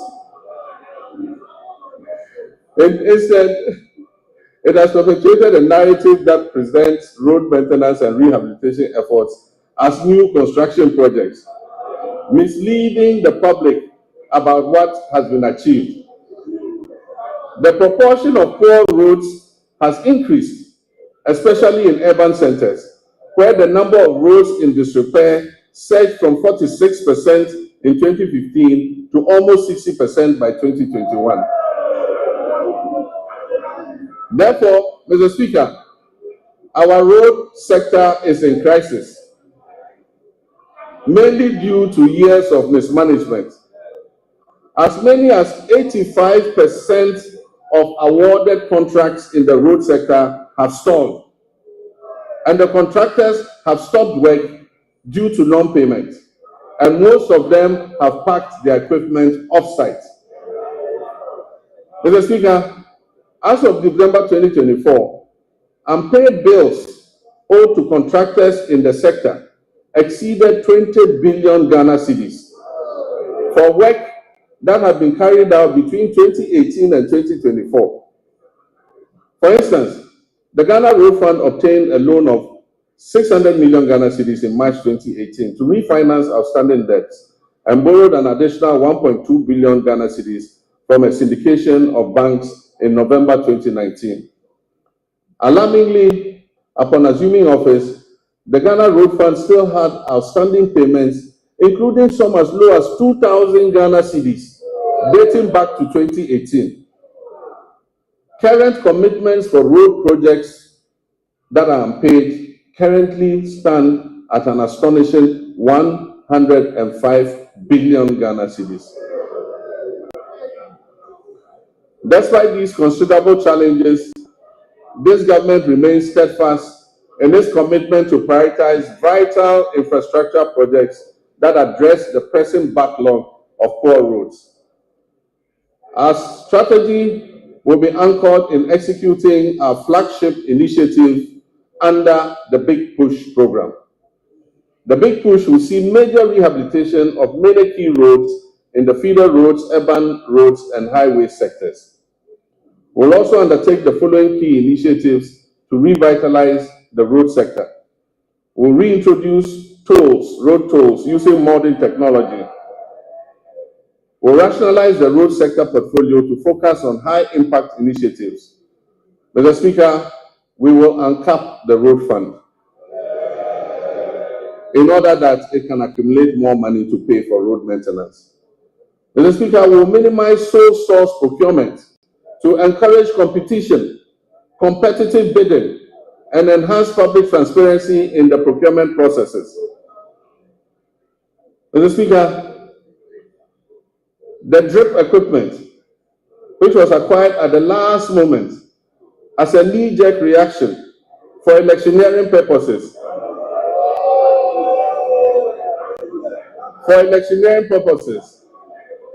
will be reorganized into regional mobile maintenance units to provide emergency road works in the regions. Mr. Speaker, I've realigned the Ministry of Transport to oversee 4 modes of transportation: aviation, maritime, inland water transport, road transport, and railways. The government will commission a feasibility study to develop coastal water transport services. This initiative aims to promote alternative modes of transport and ensure their integration into our existing systems under the National Transport Policy. It also aims to enhance tourism, reduce road traffic, and mitigate environmental pollution. Motorcycles and tricycles, commonly known as Okada, hold significant potential as a more convenient, timely, safe, and cost-effective mode of transport. Currently, the Road Traffic Regulation of 2012, LI 2180, prohibits licensing motorcycles and tricycles for fare-paying passengers. As part of our government policy, the ministry will amend the regulatory framework to regularize the use of motorcycles and tricycles for commercial passenger transport. In our ongoing effort to revitalize the whole airport, the government will facilitate the establishment of the state-of-the-art pilot training academy and a maintenance, repair, and overhaul facility. The Volta region will become a center of excellence for aviation training and aircraft maintenance. This project will create significant employment opportunities. It will stimulate economic growth and bolster tourism in Ho and the surrounding communities. I have directed the airport company to release 10 acres of land at the Ho airport for this purpose. Mr. Speaker, with the completion of the Tema-Mpakadang rail line, the government will launch passenger services between Tema and Adome. We'll also begin developing the necessary infrastructure on the Volta Lake to facilitate freight transport between Tema Port and Bupe as part of our Eastern Corridor multimodal transport system.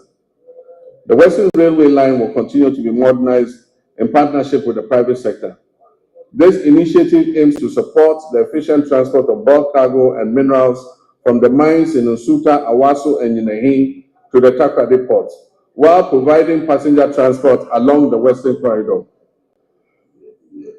Mr. Speaker, the last attempt by the previous administration to re-establish a national airline has failed.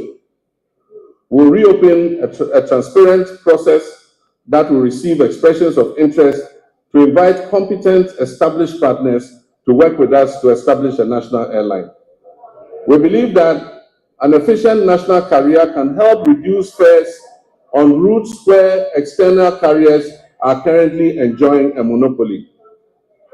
Mr. Speaker, our communications and digital technology initiatives focus on expanding our national digital infrastructure to stimulate innovation and enhance public service delivery. We're also dedicated to improving access to information and communication technology, promoting the digital economy, ensuring inclusive and equitable growth across all sectors. Nevertheless, the sector faces several significant challenges that hinder our progress, and these include insufficient infrastructure for delivering weather and climate services across all time zones, fragmented and uncoordinated databases, outdated legislation and policies that do not keep pace with a rapidly evolving sector, a lack of adequate technology to effectively detect, prevent, and respond to cybersecurity threats, and a daunting debt burden of almost 2 billion cedis. To revitalize this sector, government is committed to reviewing existing laws and policies to better align them with emerging technologies such as artificial intelligence, big data, Internet of Things, and machine learning. Additionally, we'll develop and expedite the enactment of the Kofi Annan Center of Excellence bill. This legislation will establish the necessary framework for the center to concentrate on research and development, consultancy services, and capacity building. Mr. Speaker, access to safe and reliable water and affordable housing significantly enhances the well-being and quality of life of our people. These elements are integral to our research agenda and fundamental to our vision to build the Ghana that we all want. However, the water sector in Ghana faces considerable challenges, including illegal mining activities that contaminate freshwater sources, rendering them unsafe for drinking and agriculture. This alarming situation highlights the critical need for a decisive and ongoing effort to combat illegal mining to save our environment and our public health. Government will prioritize completing new and ongoing water projects to improve access to safe drinking water. This commitment should be good news for the people in the Keta, Adaklu, Wenchi, Sekendi Takrade, Asankragwa, Sefirioso, Dodoaso, Kweman, Damfa, Goso, Dwabeng, Aveime, and Edubamso. We'll also tackle critical water projects in Damango, Tamale, Yendi, Sunyani, Techiman, and Takwa to ensure broader access to potable water nationwide. Mr. Speaker, Ghana has a coastline that stretches approximately 550 kilometers. 2/3 of this coastline is threatened by tidal wave erosion, which impacts nearly 30% of Ghana's population. Rising sea levels have exacerbated vulnerabilities in coastal areas, leading to flooding, habitat loss, and community displacement. Consequently, coastal protection has emerged as a critical national priority. And so for the communities that are threatened by flood currently, we're going to prioritize building sea defense to be able to protect you. Flooding has become an all too frequent occurrence in many urban centers across the country, resulting in tragic loss of life, livelihood, and property. This scenario underscores the urgent need for sustainable solutions to address these pressing challenges. Many of our drainage systems are inadequate. They are worsened by careless waterway construction and obstruction, and the relentless encroachment on wetlands and floodplains. To tackle these issues, we have to explore alternative sources of funding to support essential drainage works, desilting, flood control, and coastal protection. Mr. Speaker, the quality of life of any nation relies significantly on a well-regulated and efficient housing market that guarantees access to decent homes. Our housing deficit is estimated at over 1.2 million units, and this has been the situation for many decades. High costs associated with land acquisition, construction material, and access to financing have made home ownership unattainable for many, primarily affecting vulnerable populations and contributing to the rise of slums. This government is steadfast in its commitment to complete all ongoing housing initiatives, beginning with the Saglemi Affordable Housing Project. We'll also implement a low-cost social housing project supported by a district housing scheme. This project aims to remove the financial barriers to home ownership. Workers in the formal sector public or private, who have about 15 to 20 years before retirement, can purchase and own a house in cedis and have the cost deducted monthly from their salaries until the house is fully paid up. Mr. Speaker, illegal mining, commonly known as galamsey, has inflicted tremendous harm on our forests, leading to significant land degradation and pollution of vital water sources. This reckless activity threatens Ghana's environment and public health. Mr. Speaker, I'm sad to report that presently 44 of the country's 288 forest reserves have been impacted. An area that is alarmingly equivalent to approximately 8,000 football fields has been completely destroyed. Mr. Speaker, the pollution levels in major rivers within the southwestern basin are critically high, with turbidity levels far exceeding possible units. To combat this urgent crisis, we're implementing a proactive approach that includes robust and impartial law enforcement, meaningful stakeholder engagement, and the creation of alternative livelihoods for our citizens involved in galamsey. We're expanding the Minerals Commission regional offices to strengthen their regulatory oversight.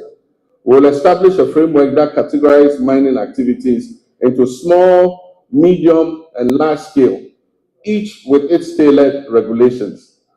Mr. Speaker, we will establish a gold board, and we're in the process of doing it. Legislation will come to this House shortly. This gold board will ensure effective governance of the gold industry. At the same time, we wish to take advantage of Ghana's salt production capacity to place it as a central export commodity under the African Continental Free Trade Area. We'll also seize opportunities presented by the global shift towards net zero emissions to craft policies related to critical minerals such as lithium. The anticipated development of the integrated aluminium and iron industry will significantly increase the value of Ghana's natural resources. In our commitment to restoring degraded forests, we will launch the Tree for Life restoration policy and the Blue Water Initiative, which will transform mined-out areas into ecological recovery zones.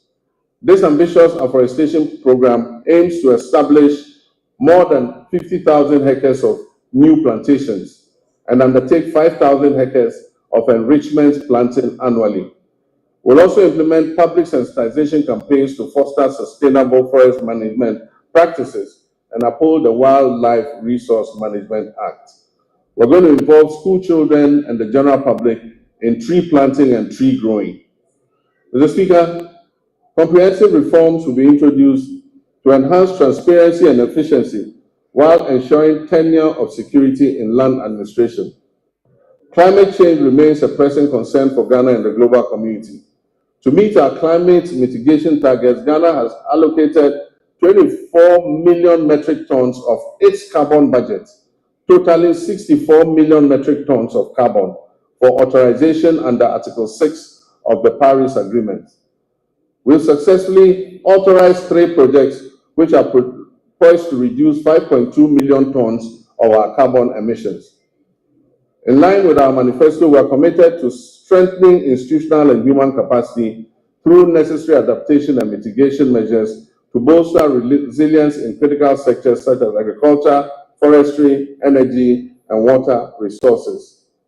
We also pledge to align our national policies with international efforts to limit global warming to 1.5 degrees centigrade by 2050 and promote a fair and just transition to renewable energy sources. Mr. Speaker, we stand on the cusp of making history, the history of a country that prioritizes transparency and accountability as key elements of governance.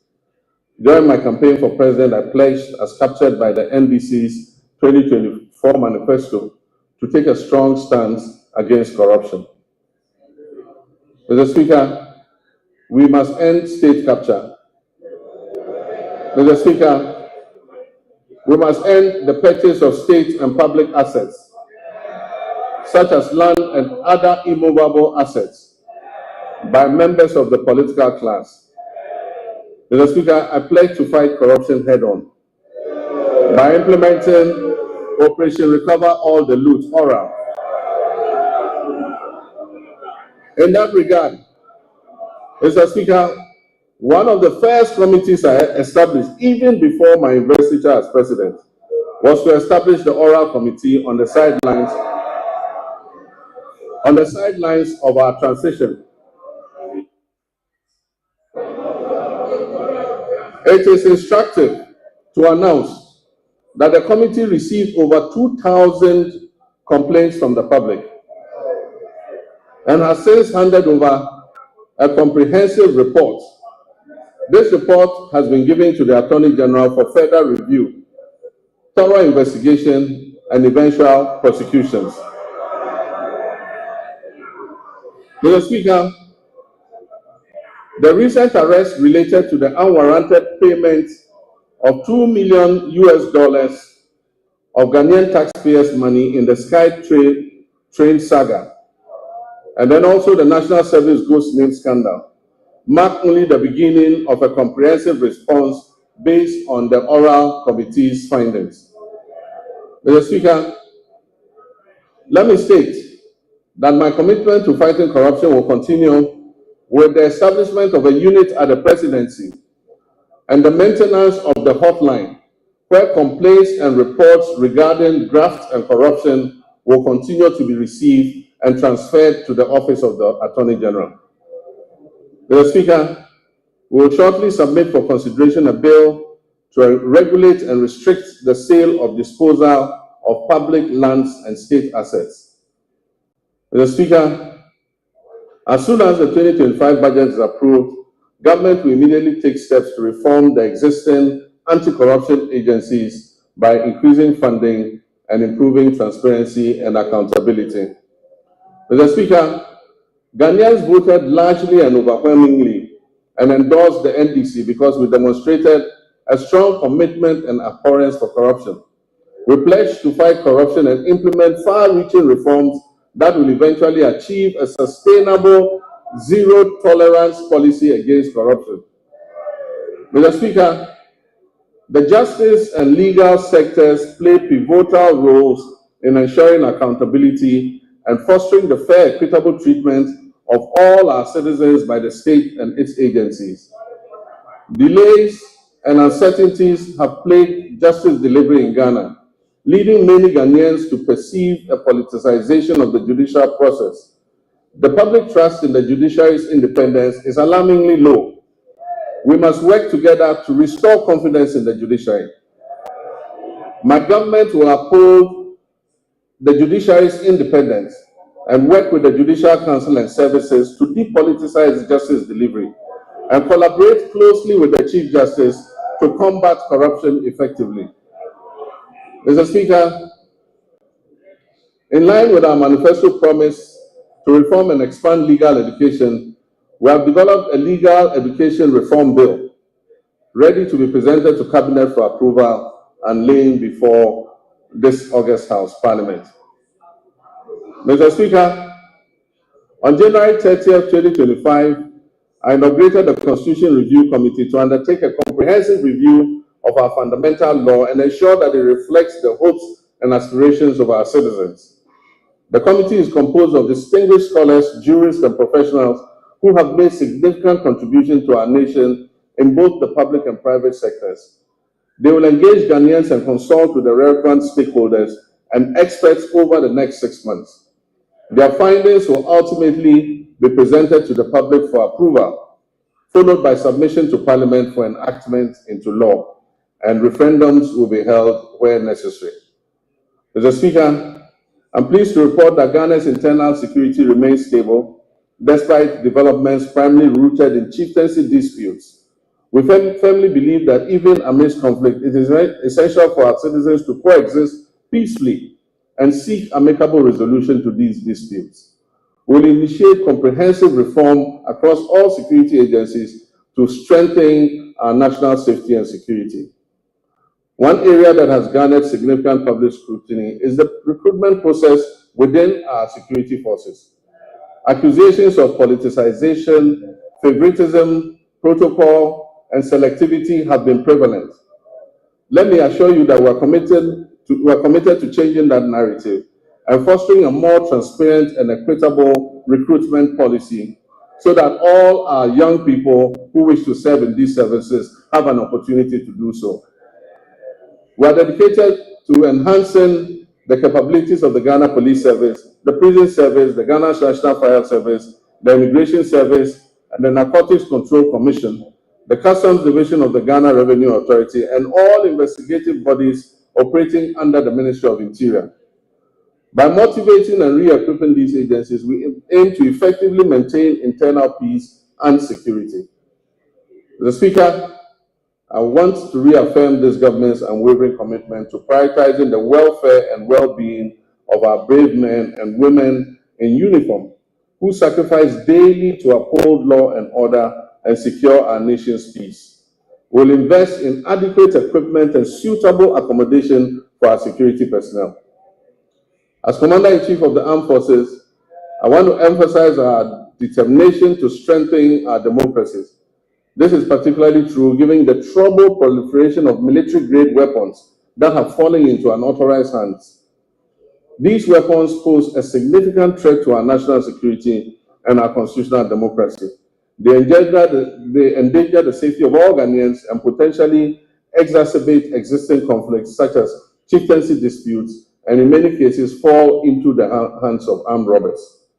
Since taking office, we have pursued a responsible approach to account for these unregistered weapons while maintaining stability within the security apparatus. I'm pleased to report that we've made substantial progress and are committed to ensuring that those responsible for this situation are brought to book. In our efforts to safeguard our citizens, Mr. Speaker, to safeguard our territory, to maintain our democracy, we remain vigilant against the threat of violent extremism and terrorism.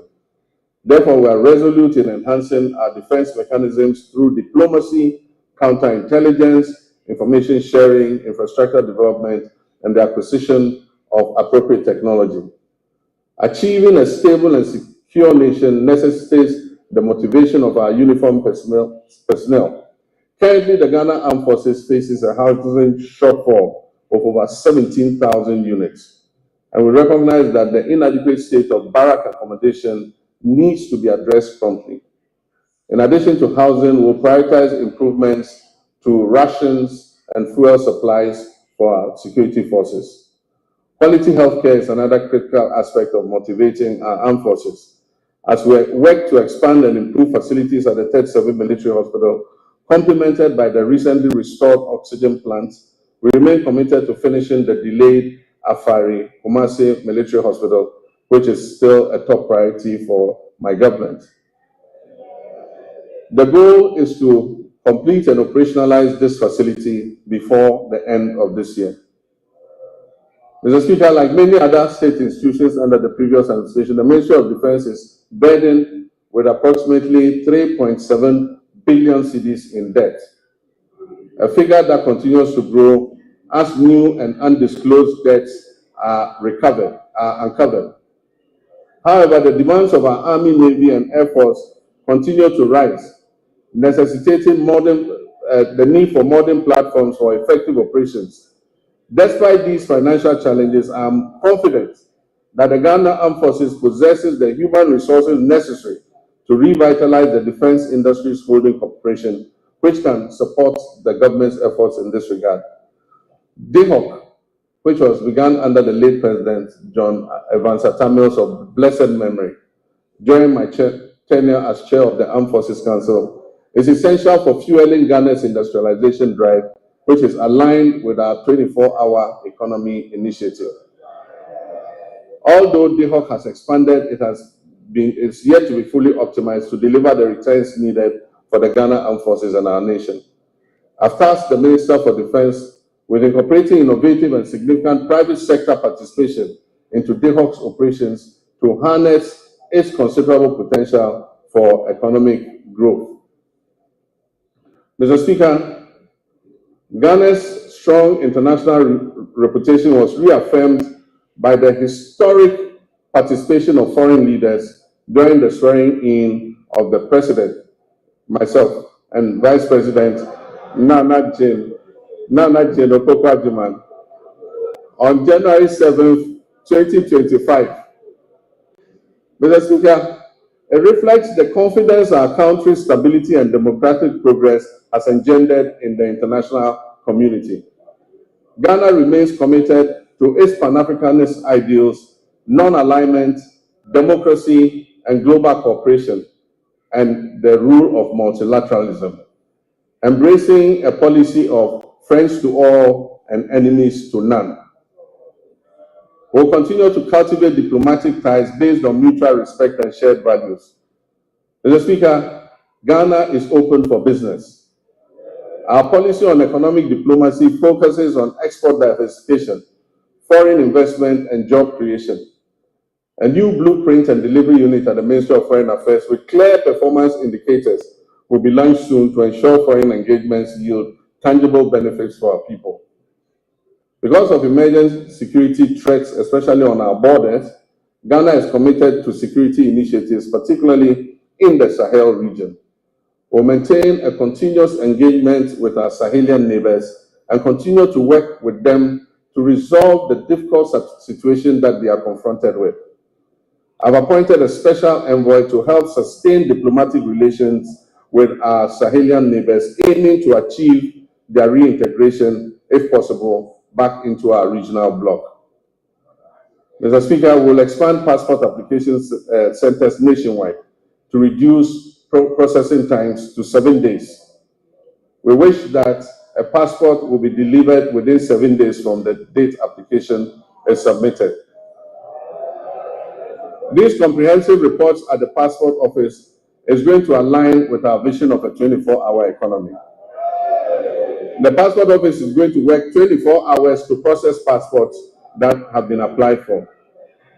Mr. Speaker, as we reset Ghana to serve Ghanaians better, government will also revamp the labor administration institutions in the country.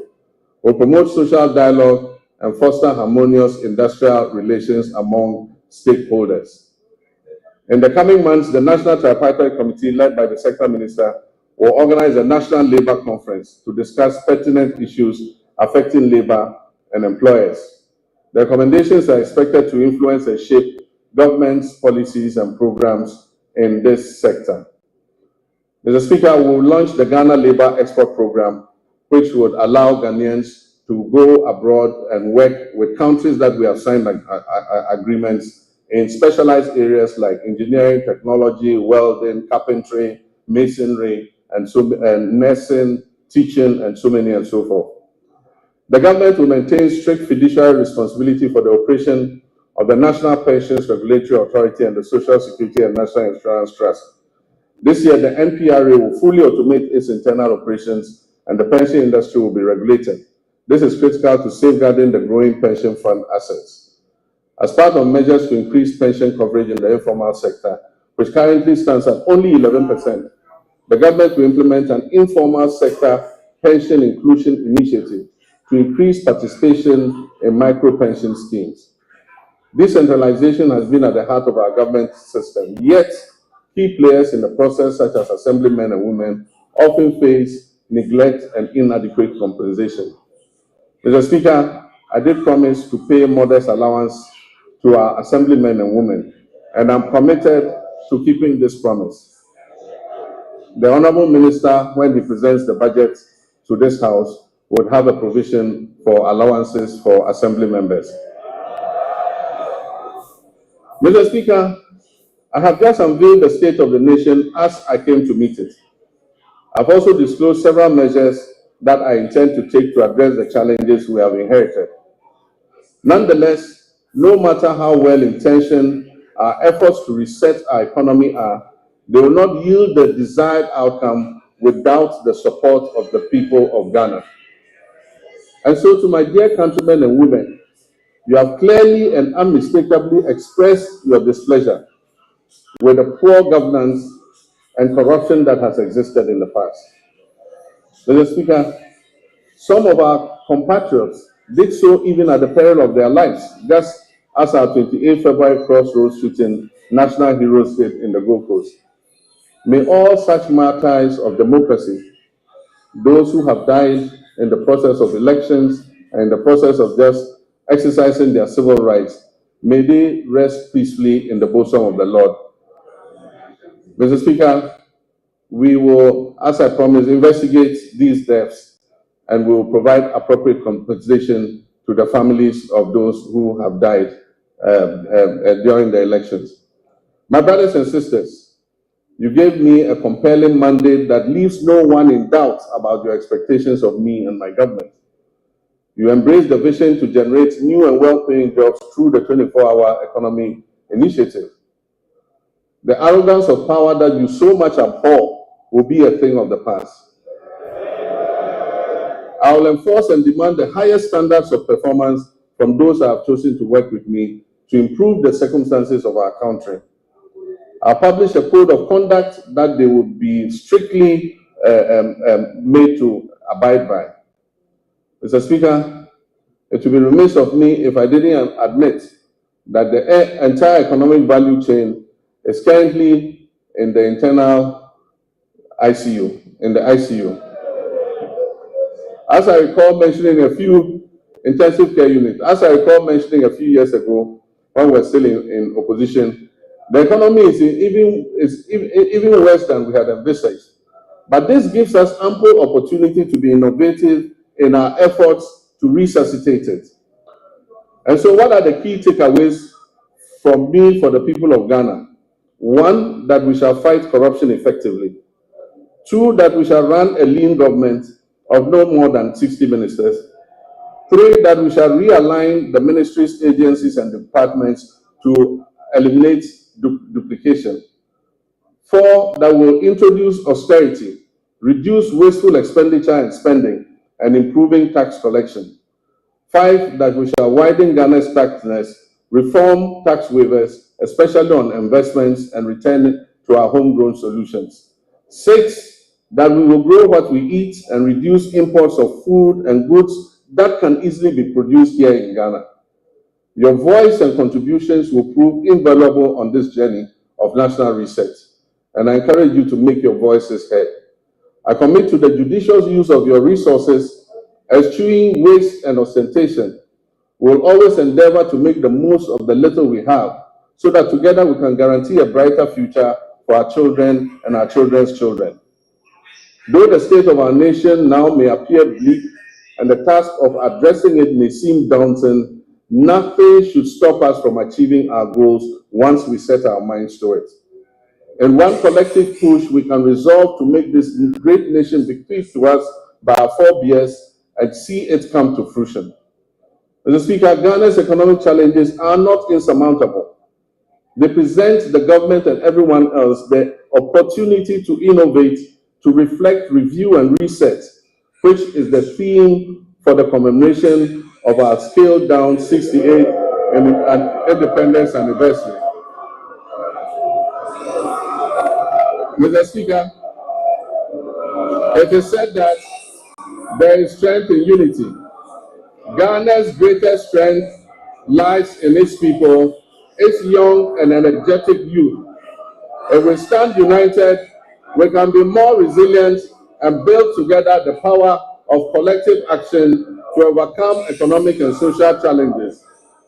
Every Ghanaian, regardless of political affiliation, background, or status, has a responsibility to play a key role in nation building and work towards a complete reset of our country. Mr. Speaker, let me assure you that we are leaving no one behind as we reset to rebuild the Ghana we want. We will rebuild a Ghana that works for all of us and not just a few. We shall live the dreams of our forebears in our lifetime. And so, my countrymen and women, where despair once existed, let hope radiate. And where the sun appeared to set on our bright prospects as a nation, let a new dawn of enthusiasm and renewal supplant it. So that when I come and stand here next year to present a message of the state of our nation, it will be one brimming with excitement and happiness. Mr. Speaker, I thank you very much for this opportunity. I thank honorable members for your kind attention. May God bless our homeland, Ghana. Thank you.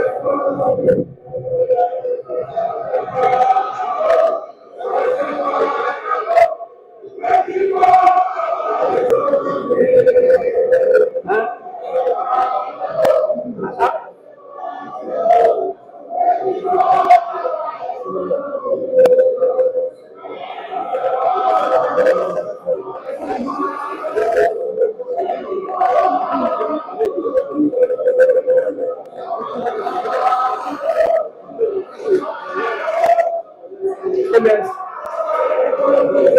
honorable members, please resume your seat.